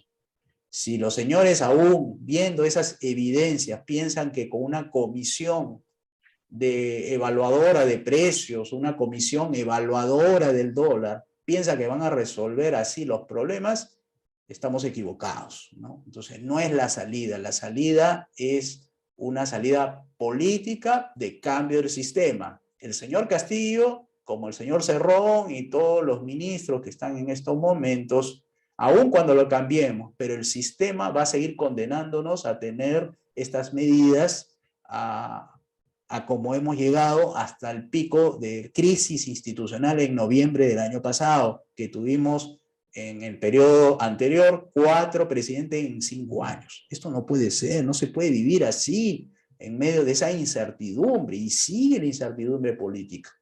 Entonces, hay que buscar la forma que este sistema cambie, pero no va a cambiar si es que el señor Pedro Castillo sigue en el poder, porque parece que no se está dando cuenta del daño que está cometiendo al mantener esa línea política de gobierno.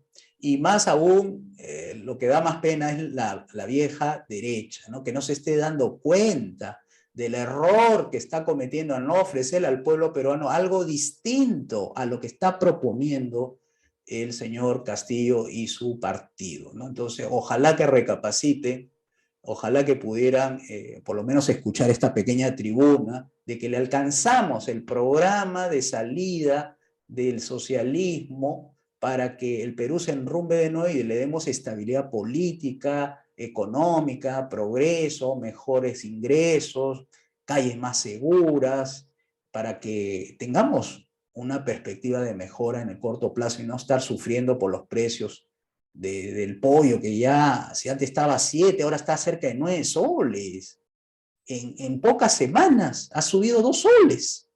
Eso no puede ser y la gente lo está aguantando. Yo no sé hasta cuándo vamos a seguir aguantando esta pérdida de poder adquisitivo, que en parte es responsable el Banco Central, porque recuerden que ha inyectado muchísimo dinero el año pasado, más de 30.000 millones, y se va por los 60.000, con reprogramación de deudas de las empresas, porque no han podido pagar sus deudas a pesar de todas las facilidades que le dio el programa Reactiva Perú.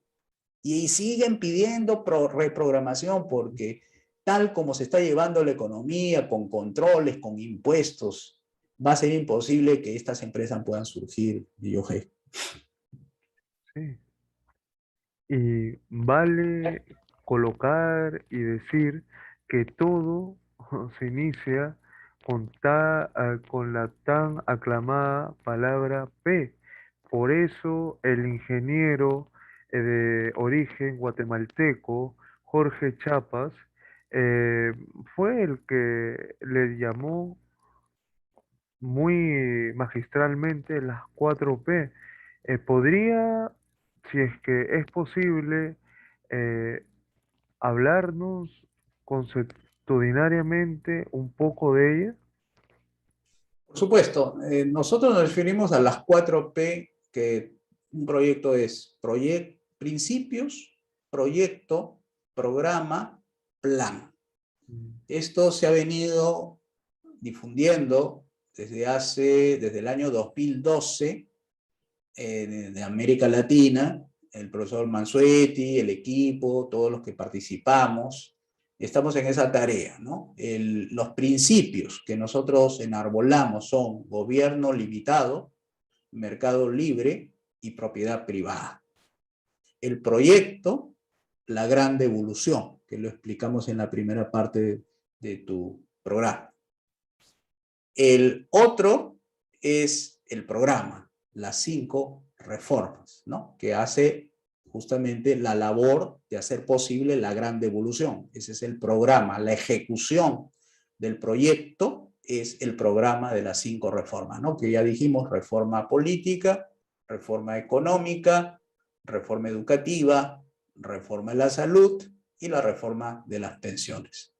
Y el plan pasa por cumplir con los 8 hitos o los 8 pasos de la hoja de ruta, ¿no?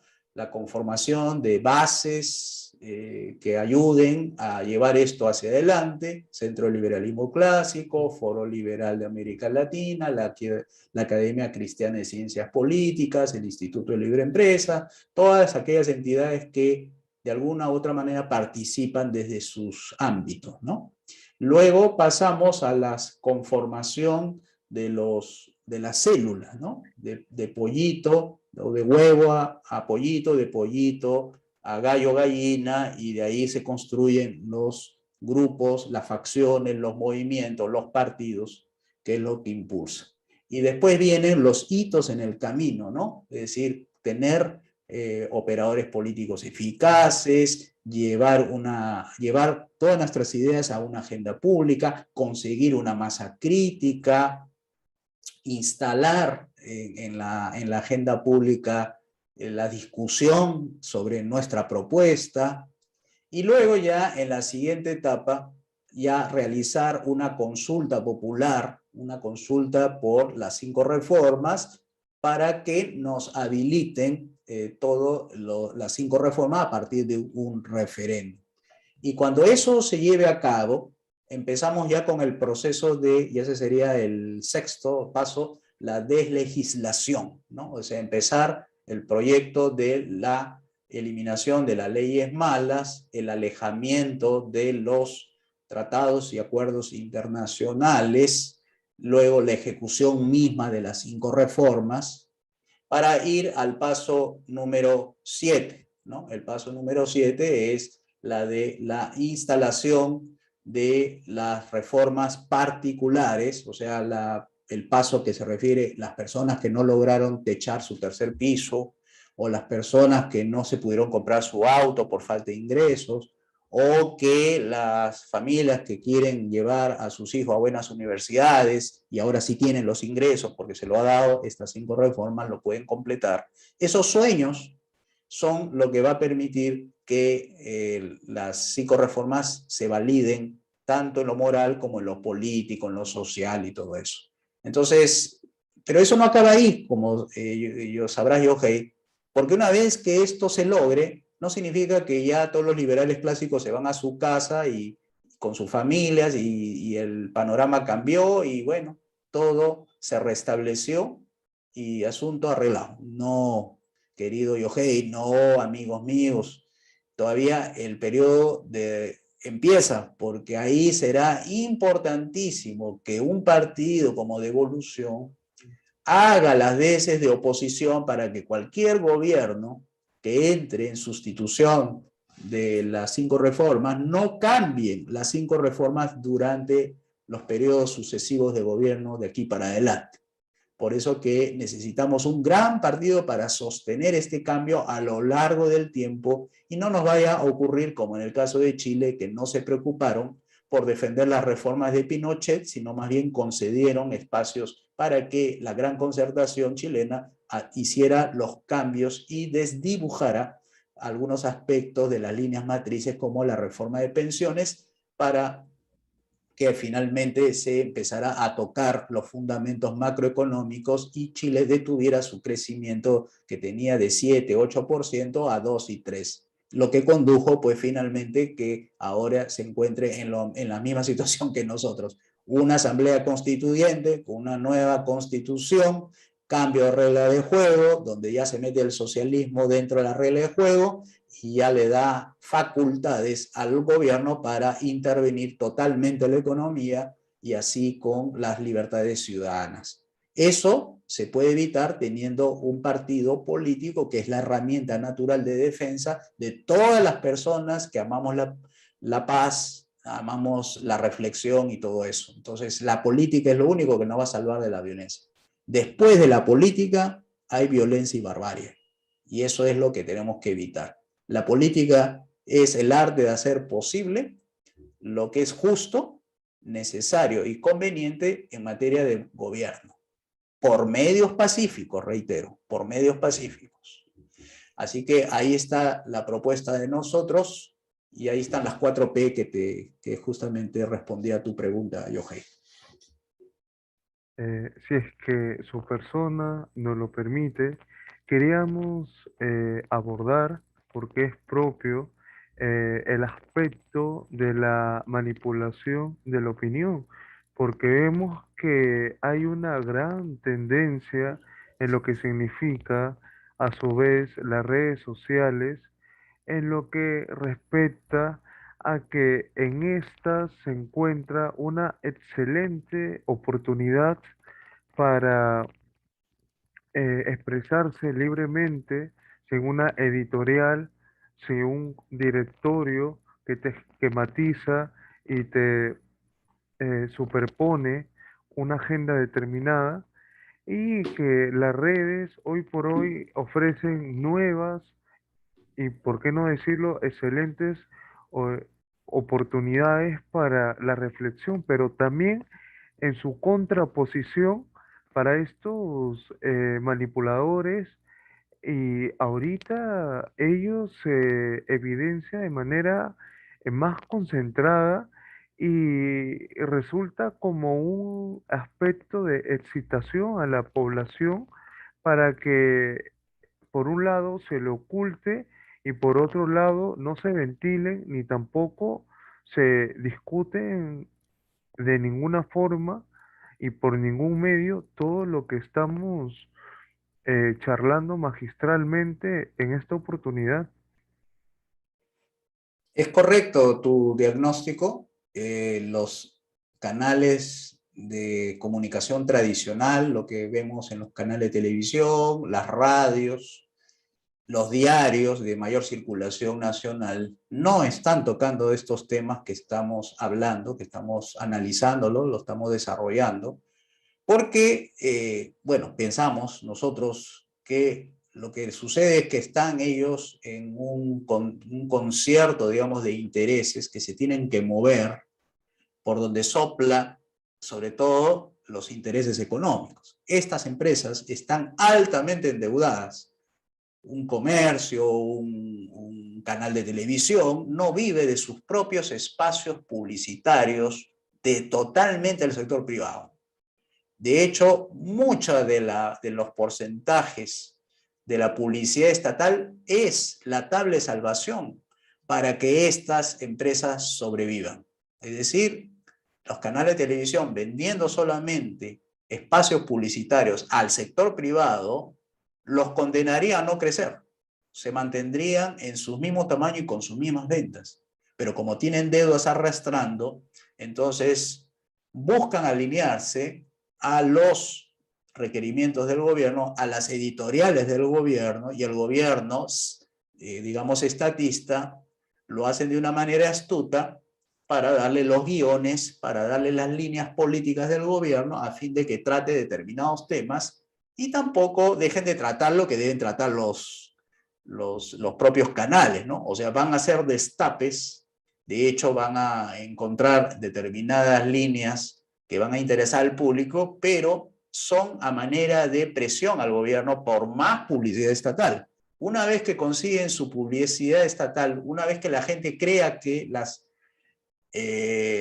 radio, televisión, programas de análisis político, económico, ya empiecen a desarrollar determinados temas, empiezan a cortar las investigaciones que debiliten la credibilidad del gobierno o traten de hacerle daño a la línea de flotación de la estabilidad del gobierno, porque saben que si lo hacen, si van más allá de esas investigaciones, más allá, más profundamente me refiero, entonces le quitan la publicidad o le abren algún expediente judicial o fiscal a los dueños o a los periodistas y bueno, se termina con cambios de conductores, cambio del director periodístico, ¿no? Para justamente satisfacer el poder de turno, ¿no? Entonces, estos temas que no les conviene al gobierno, ni tampoco a los grandes intereses empresariales, están, como tú bien lo has dicho. No tratan nada más que lo que el sistema propio le ofrece, ¿no? Es decir, posibilidades de cambio de ministro, lo toman como una gran noticia, pero no hablan de que hay que cambiar el sistema porque ya se ha probado que con cambio de ministro no arregla la situación. Y eso no lo dicen, pero mucha gente intuye y hay gente que incluso dice, bueno, dejemos como están las cosas, con tal de que no roben más o que hagan lo que están haciendo, ya se conforman con que sigan robando, pero que hagan obras, ¿no? Ese pensamiento transgresor, digamos, de la virtud ciudadana, no puede ser así, ¿no? Tiene que esto cambiar, pero no tienen las herramientas las personas porque como andan conectadas con estas líneas editoriales de los diarios, radio, piensan que no hay otras alternativas. Y los que tienen el tiempo más bien de estar en las redes, de estar en programas como los tuyos, se dan cuenta que hay algo que no sintoniza con la realidad expositiva que hacen los medios de comunicación tradicionales, ¿no? Entonces ellos sí son más contestatarios, pero es un porcentaje muy pequeño, querido Yohei y amigos. Los que andan permanentemente en las redes, como nosotros, somos algo así como el 13 o 14% del electorado, mientras los sectores socioeconómicos C, D y E, que son los que están en las calles, son los que están haciendo colectivos, los que están llevando los minerales de un pueblo a otro pueblo, o los que están en la agricultura, o los que están en los socavones en la minería, o aquel que está vendiendo sus tamales en las calles, o realizando algún tipo de actividad que no están en sus casas, no está permanentemente en las redes. Y son los que se pierden justamente estos programas y que tengan la información que deberían tenerlo, y que más bien cuando llegan a sus casas cansados, golpe de 9 de la noche, simplemente se sientan frente al televisor y piensan que eso es todo. Piensa que ahí está la verdad y que ahí va a encontrar la salida a sus problemas, ¿no? Entonces se ha vuelto pues un círculo vicioso, que no salimos de esto. Entonces la única manera es organizarnos como partido político, y si la radio, la televisión, los medios de expresión tradicional y las redes no llegan, tendremos que llegar como partido organizado hablándole directamente a ellos, buscando algunos canales de comunicación, utilizando los barrios, utilizando gremios, utilizando organizaciones ya constituidas para hacer llegar el mensaje. Pero eso también cuesta, ¿no? Porque todo esto, el desplazamiento, el personal y todo eso requiere de un tipo de flujo económico para solventar los gastos de estas personas. Y si no hay eso, no se puede avanzar, ¿no? Uno avanza lo que puede hacer conforme a sus ingresos, pero más allá de eso, como dicen algunos amigos de nosotros, ¿no? Si tú no tienes financiado a tu partido por lo menos a 20 o 40 personas dedicadas full time, no vas a poder cambiar el Perú desde tu escritorio, no vas a poder cambiar al Perú desde un programa de televisión o desde un programa de radio, ¿no? Entonces, eso es lo que hace falta, ¿no? Que más gente confíe en nosotros, confíe en tu programa, para que pueda ayudar económicamente a hacer más altisonante nuestro mensaje y que pueda llegar a más público, para que sí pueda encontrar el clic, algo que le hace clic a la gente y hace que reflexionen o busquen o apoyen de alguna u otra manera mientras ellos trabajan. Esa es la mayoría silenciosa que tú decías, Yohei. Esa gente que está trabajando y no tiene tiempo para salir a hablar de política o estar en las plazas e ir proselitismo, difundiendo, etcétera, es la que espera que nosotros hagamos, que tenemos más tiempo y más vocación para esto, ¿no? ¿Cómo podemos participar de un cambio sostenible, de un verdadero y veraz cambio de modelo? ¿Cómo podemos unirnos a ese grupo de sinceros patriotas? Y ahí viene, patriotas liberales de nuestro país. Quizás algunos tengan la vena de ser dirigentes, otros, como usted bien menciona, desean contribuir económicamente. Hay otros que prefieren ser voluntarios o, como no, con algún bien que ellos puedan tener. Entonces, ¿cómo se pueden contactar con ustedes? ¿En qué medios? ¿En qué plataformas? Eh, a través de un correo electrónico determinado, acentuando de qué distrito, provincia son. ¿Nos podría ahondar un poco en ello?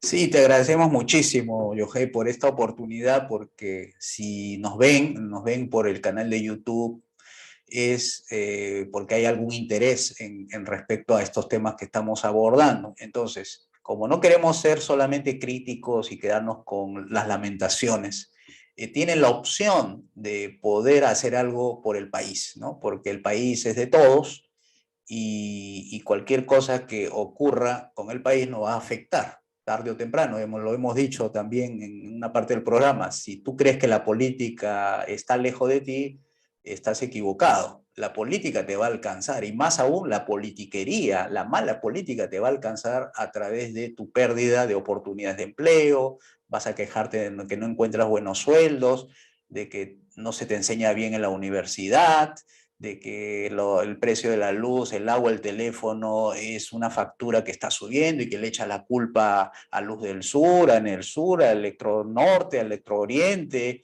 y echa la culpa de que el agua viene de vez en cuando, que te cortan el agua y todo eso, y que las deudas de tu papá, de tu mamá, que el banco está cobrando altas tasas de interés, o que viene la basura a recoger la basura cada 3 días y no todos los días, o que se rompe la matriz del agua, corta todo el vecindario. Bueno, todo esto es producto de las malas políticas. Las políticas malas afectan la calidad, los precios, la eficiencia, el trato al ciudadano, las oportunidades de empleo, los altos ingresos, las altas tasas de interés pueden ser disminuidas con medidas buenas de gobierno. Y estas medidas buenas de gobierno lo tienen que proponer partidos políticos, entidades naturales de los cambios, que son hechas estas entidades para hacer el cambio. Lo que hemos visto, que ustedes creen que son partidos, no son partidos políticos, son movimientos electorales que quieren llegar al poder para enriquecerse y no hacer los cambios, porque si hubiese sido lo primero que querían hacer el cambio, ya lo hubieran hecho. No estaríamos 4 décadas con lo mismo, padeciendo de lo mismo, con aquí 2 o 3 reformitas y se cree que eso es todo. Ahí tenemos la evidencia, no se ha solucionado. Entonces, no puede decirse que los partidos políticos tienen la culpa. La culpa lo tiene el sistema que da como producto malos partidos, y esos malos partidos no son partidos en el sentido de lo que estamos hablando. Los partidos ofrecen cambios, y los cambios vienen de partidos. Los partidos deben tener programas, porque sin programas no hay partidos políticos. Entonces es necesario entender que para hacer esos cambios se necesitan partidos con programa, o por lo menos partidos, como decimos nosotros, de 4 dimensiones. Tienen que ser ideológicos, tienen que ser programáticos, tienen que ser representativos, o sea, gente detrás que represente a un sector amplio de la población, y por último tienen que ser competitivos, tienen que entrar a la cancha electoral y ganar elecciones para hacer los cambios. De nada sirve tener partidos de las 3 dimensiones y faltando una cuarta de no poder entrar al poder, ¿no? Eso, se puede hacer algo, sí, claro, como oposición, señalándole los rumbos correctos al gobierno, pero también por una ley del péndulo, esos partidos estando en oposición señalando los errores del gobierno pasan naturalmente a ser gobernantes, ¿no? Pero eso es necesario, o sea, si los cambios se hacen desde el Congreso, no desde el Poder Ejecutivo. Esa es también una distorsión a veces que tenemos, porque creemos que todo es el Ejecutivo. No, un ratito, el Ejecutivo hace lo que la ley le manda, porque eso es lo que en derecho público se conoce. Lo que no dice la ley no está autorizado el sector público a hacer. Lo que la ley le dice es lo que el Ejecutivo puede hacer. Si hay leyes malas, el gobierno hará cosas malas. Si hay leyes buenas, el gobierno hará cosas buenas. Entonces, eso se puede llegar de la siguiente manera. Nuestra propuesta es que nos escriban. Tenemos un correo electrónico para facilitarles. Nuestra página web se llama devolución, de devolver.pe, de Perú. Y tenemos un correo electrónico que nos pueden escribir info, de información, info@devolución, igualito que el denominador común, devolución.pe. Eso es el correo electrónico, esa es una manera de enviar o mandar o requerir información. La otra es que me llamen a mí, me pueden llamar a mi celular, yo les doy el número. Son 4 9s, 9999 2 10 60. Se comunican directamente conmigo. ¿Ok? La otra es entrando en la página web, porque si tienes interés en apoyarnos como partido, como militante, como voluntario, como donante, o con un bien o un servicio, con hojas bulky, hojas papel, lo que fuere, todo ayuda. Porque ahorita estamos en un proceso de que todos nos sumemos a este proyecto La Gran Devolución. Entonces, hay un formulario en la página web de nosotros, en la parte superior derecha, donde dice únete. Llena tus datos y nosotros te llamamos. Y ahí coordinamos el taller inductorio que te permite saber qué hablamos, qué decidimos, cuáles son nuestras propuestas, cuáles son nuestros planes, y luego pasa por una entrevista de conocimientos, para ver si estás bien enterado de lo que, para el proyecto político que vas a participar, y luego ya una vez adentro te asignamos un rol dentro de nuestra estructura organizacional. Esa sería la propuesta de nosotros. El día domingo tenemos un encuentro. Vamos a estar incursionando en una marcha que se está organizando el día domingo, unos grupos. Nosotros no estamos organizando marchas. Lo que estamos haciendo es incursionar en la marcha, porque como va a haber un montón de oferta política ahí, entonces nosotros vamos a ir a justamente acercarnos a todos esos compatriotas que se encuentran preocupados, decepcionados del gobierno de Pedro Castillo, a decirle, mire, nosotros tenemos este programa de gobierno, esta es, en nuestra consideración, y obviamente con toda la humildad posible, decirle, esto creemos que es lo que puede sacar al Perú del actual problema político y económico. No podemos seguir viviendo con emergencias políticas de cambiar presidente como si eso fuese la solución. Y esta es nuestra propuesta. Conversaremos con nuestro electorado, conversaremos con aquellos que estén interesados en conocer más, conocernos a mí, a todos los que estamos en el equipo, y además pues se pueden llevar unos volantes, tomamos nota de sus datos, sus teléfonos, lo llamaremos después, coordinaremos reuniones, pero el asunto es fortalecer al partido. O sea, ahorita van a salir en las calles mucha gente y creen que lo único que hay es lo que existe por la convocatoria. Por cierto, ahí le daremos algunos consejos de cómo debería salirse de esta situación, y estaremos planteando nuestras propuestas, que no coinciden necesariamente con los que convocan a la marcha. Nosotros estamos planteando una plataforma distinta. Nuestra plataforma no es de apoyo a ellos, es abrir un espacio de propuestas y que nos permitan, como es la calle, es pública, entramos ahí a compartir nuestras propuestas. Eso es nada más. Y cuando se nos acaben los volantes y ya no veamos gente que nos pregunta, nos retiraremos. Pero no nos vamos a quedar en la marcha marchando, ¿no? Esa no es la idea, porque la marcha de la vieja derecha está ahí, lo proponen y dicen no al comunismo, cuando nosotros decimos no es suficiente con no al comunismo, hay que salir con una propuesta política, porque eso de no suena negativo. Nosotros tenemos que salir con un sí. Esto es lo que propone, una consulta popular por las 5 reformas. Esto es lo que nos va a sacar de futuros gobiernos tipo Perú Libre y Pedro Castillo.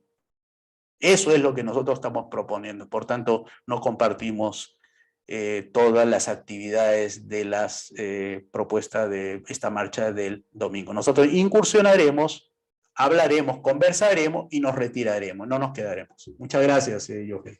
Más bien, maestro, quisiéramos, si es que usted nos lo permite, para poder conocerlo un poco mejor, nos puede hablar de sus premios y reconocimientos de gestión que usted y ustedes han podido recibir.